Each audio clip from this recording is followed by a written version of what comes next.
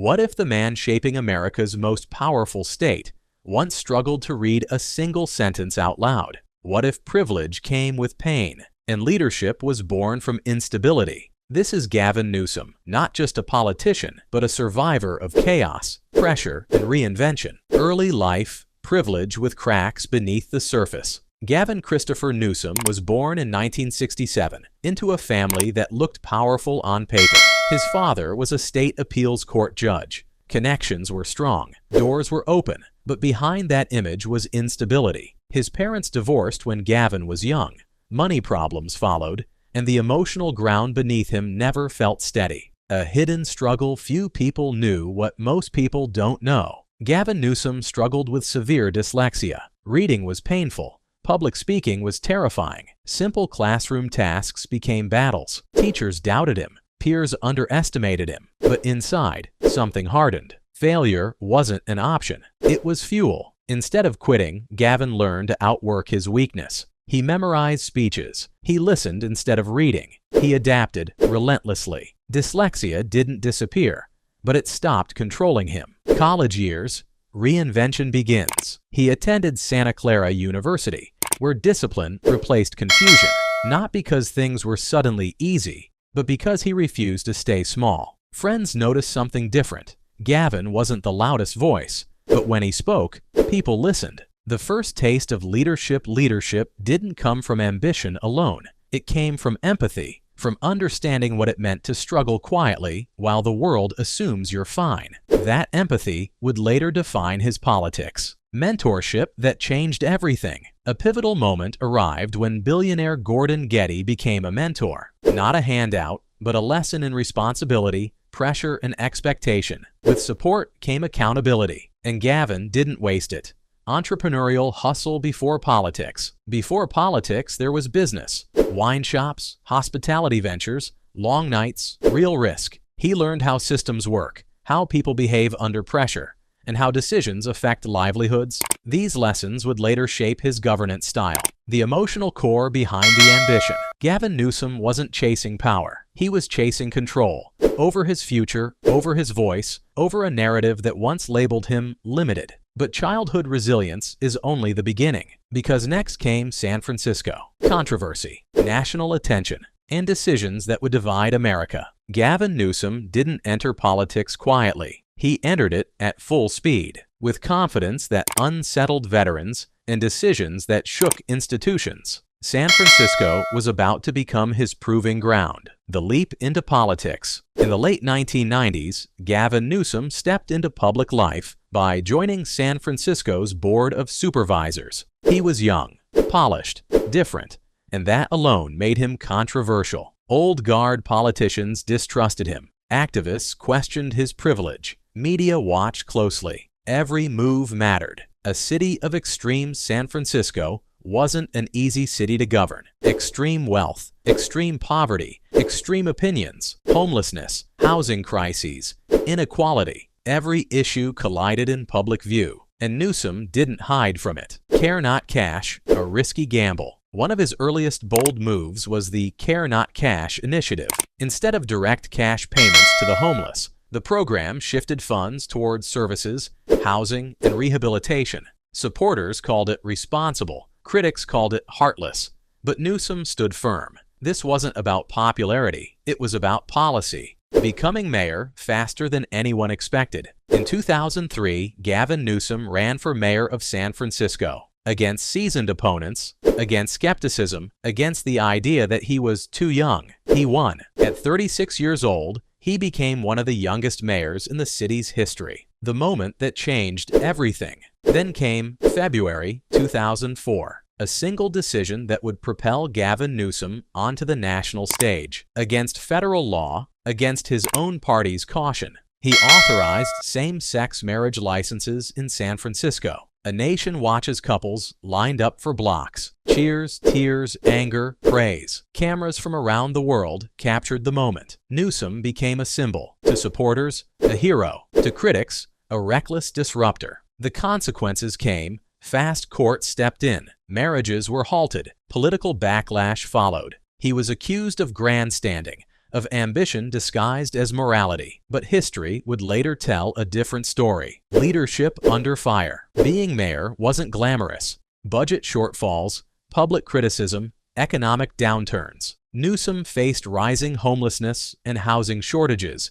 that no mayor could fix overnight. Mistakes were made, lessons were learned, and the pressure never stopped. Personal struggles behind the scenes. Behind the public image, Newsom faced personal battles, a high-profile divorce, public scrutiny of private life, the weight of expectations. He admitted later that ambition without balance comes at a cost: re-election and survival. Despite controversy, he won re-election as mayor, not because everyone loved him, but because voters believed he was willing to act. Leadership, after all, isn't about comfort, setting his sights higher. By the end of his mayoral tenure, it was clear San Francisco was only the beginning. California was calling, and beyond that, a national role waited. From City Hall to the halls of statewide power, Gavin Newsom's rise was far from over. Next came the biggest test of all, leading America's largest state through crisis, chaos, and historic change. Power changes people, but some people are shaped by it. When Gavin Newsom stepped onto the statewide stage, the spotlight intensified, and so did the responsibility. After leaving the mayor's office,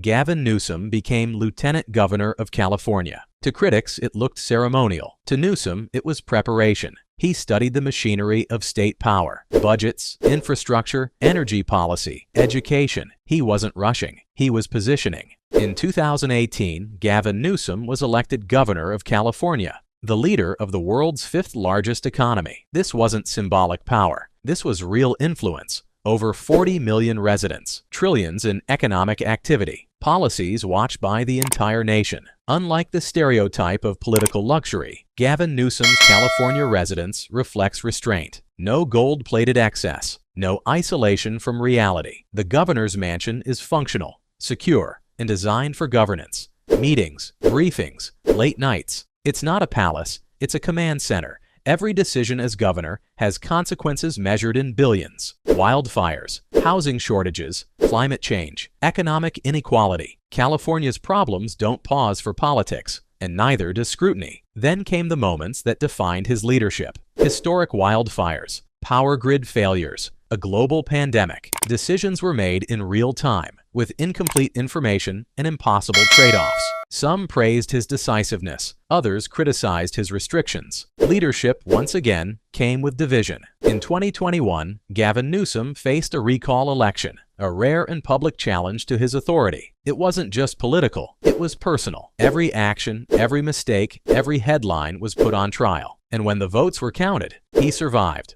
stronger. Today, Gavin Newsom isn't just a state governor. He's a national figure. His policies are studied. His speeches circulate nationally. His name enters conversations about America's future leadership. Whether praised or criticized, he commands attention. Away from cameras, Gavin Newsom's life looks very different. He is a husband, a father, a man balancing public duty with private responsibility. Family dinners, school schedules, moments intentionally protected from public consumption. Because some parts of life must remain human. His marriage to Jennifer Siebel Newsom is not just personal, it's a partnership. Advocacy, education, social causes. They operate as a team, each with their own mission, yet aligned in values, wealth, net worth, and transparency. Unlike celebrity politicians, Gavin Newsom's wealth comes from legitimate business ventures and long-term investments. Estimates place his net worth in the multi-million-dollar range, but far from excess compared to private sector elites. His lifestyle reflects access, not extravagance. Public image versus reality. To supporters, he is bold, progressive, unafraid. To critics, he is ambitious, polished, and strategic. Both can be true, because leadership isn't purity, it's complexity. The man behind the office. Gavin Newsom is still the boy who struggled with dyslexia.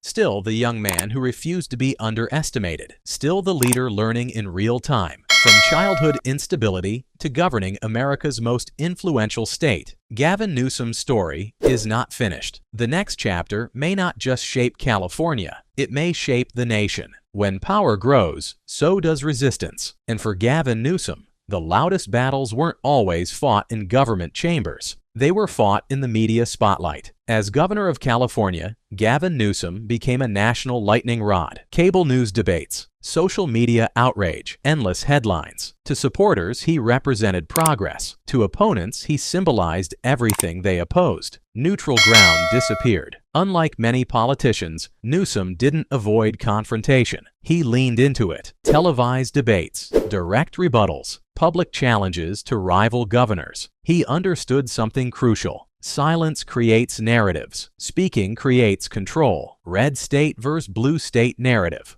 Gavin Newsom became the face of the blue state experiment. Climate policies, healthcare expansion, worker protections. Supporters called it leadership. Critics called it overreach. But either way, California stayed at the center of the conversation. California's economy thrived in scale, yet struggled with inequality. Tech booms existed alongside homelessness, innovation alongside housing shortages. Newsom acknowledged contradictions, rare in modern politics, but solving them proved harder than acknowledging them. No leader escapes controversy, from pandemic-era scrutiny to personal behavior questioned publicly. Every mistake was amplified. Newsom didn't retreat. Instead, he absorbed criticism, adjusted strategy, and moved forward. Politics, he knew, is survival under pressure. Does Gavin Newsom want more? He never says it directly, but actions speak. National interviews, policy showcases, out-of-state political engagement. He is positioning himself as a thinker, a challenger, a future option. In moments of national uncertainty, certain names resurface. Gavin Newsom's does,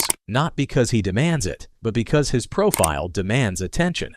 He governs a state larger than most countries. That alone changes the conversation. Ambition extracts a price. Privacy erodes. Family time shrinks. Every decision becomes permanent. Newsom understands this. And yet, he continues, because some people aren't built for quiet lives. To some, Gavin Newsom is hope. To others, frustration. To many, a complicated figure. And that complexity may be his defining trait. He is neither myth nor villain. He is human, operating at an extreme level of power. History won't judge Gavin Newsom by one policy, but by direction. Did California move forward? Did leadership evolve? Did ambition translate into impact? Those answers are still forming. Unlike finished legacies, Newsom's story remains unfinished. He is still learning, still adapting, still shaping outcomes. That makes his journey unpredictable. From a dyslexic child struggling to read to governing America's most influential state,